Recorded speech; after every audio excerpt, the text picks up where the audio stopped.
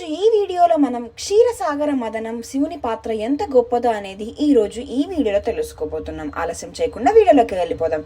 ప్రాచీన కాలంలో దేవతలు అసురులు పరస్పరం శత్రుత్వంతో ఉండేవారు. అప్పట్లో దేవతలు తమ బలాన్ని, ఐశ్వర్యాన్ని, అమరత్వాన్ని కోల్పోయారు. దీనికి ఒక కారణం మహర్షి దుర్వాసుల శాపం వల్ల. బలహీనమైన దేవతలు శ్రీ మహావిష్ణువు దగ్గరకు వెళ్లి సహాయం కోరారు. విష్ణుమూర్తి వారికి ఒక వ్యూహం చెప్పారు. అసురులతో కలిసి క్షీరసాగర మదనం మదించండి అని అంటారు. దాని నుండి అమృతం సహా అనేక మాణిక్యాలు వెలువడతాయి. వాటితో మీ శక్తి పునరుద్ధం అవుతుంది అని అంటారు.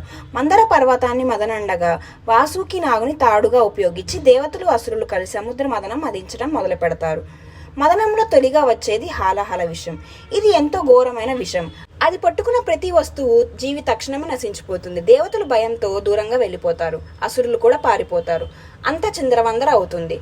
అప్పుడే మహాదేవుడు ప్రత్యక్షమవుతాడు. ఆ విషయాన్ని లోకానికి కాపాడేందుకు స్వయంగా పానీయం చేస్తాడు. కానీ ఆయన అది కడుపులోకి పోనీయకుండా గొంతు బాగానే ఆపేస్తాడు. దాంతో శివుడు కంఠం నీలంగా మారింది. అప్పటి నుండి ఆయనకు నీలకంఠుడు అనే పేరు ఏర్పడింది.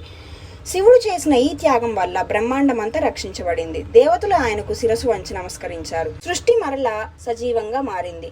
ఇది ఫ్రెండ్స్ ఈ రోజు వీడియో. శివుడి యొక్క త్యాగం గురించి తెలుసుకున్నాం కదా. Please do like, share and subscribe. Thanks for watching. Bye.